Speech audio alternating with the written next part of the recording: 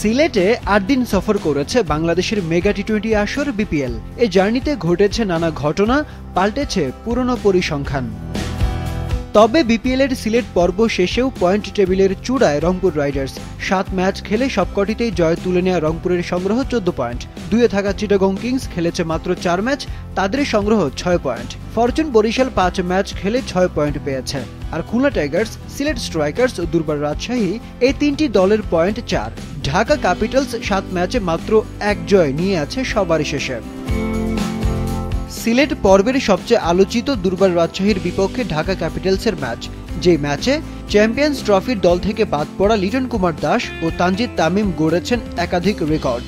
২৪১ রানের জুটি বিপিএলে এর আগে দেখা যায়নি। বসুন্ধরা ডায়াপেন্ট এখন আরো উন্নত। এই হট এয়ার থ্রো টপশিট দ্রুত শোষণ করে সোনামণিকে দেয় কোমল অনুভূতি। ২০১৭ বিপিএল আসরে ব্র্যান্ডন ম্যাককালাম ও ক্রিস গেইল জুটি বেঁধে করেছিলেন ২০১ রান। ঢাকার মতো সিলেট পর্বেও ব্যাটারদের আধিপত্য ছিল।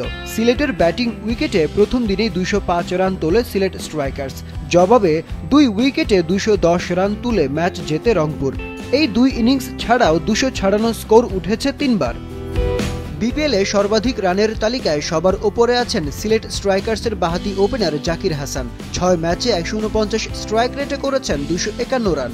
চিটাগং কিংসকে পথ দেখানো পাকিস্তানি উসমান খান ২৪৯ রান নিয়ে আছেন ২-এ। পরের দুটি স্থানে আছেন ঢাকা ক্যাপিটালসের লিটন ও তানজিদ তামিম। সেরা বোলারদের তালিকায় সবার উপরে দুর্বার রাজশাহীর পেসার তাসকিন আহমেদ নিয়েছেন ৬ ম্যাচে ১৪ উইকেট। খুলনা টাইগার্সের আবু হায়দার রনি ৫ ম্যাচে ১১ উইকেট নিয়ে তালিকার ২-এ। সিলেট স্ট্রাইকার্সের তানজিম হাসান সাকিবও নিয়েছেন ১১ উইকেট। সমান ৯ উইকেট নিয়ে তালিকার ৪ ও ৫ নম্বরে রংপুরের পাকিস্তানের বাঁহাতি স্পিনার খুশদিল শাহ ও অফ স্পিনার শেখ মেহেদী।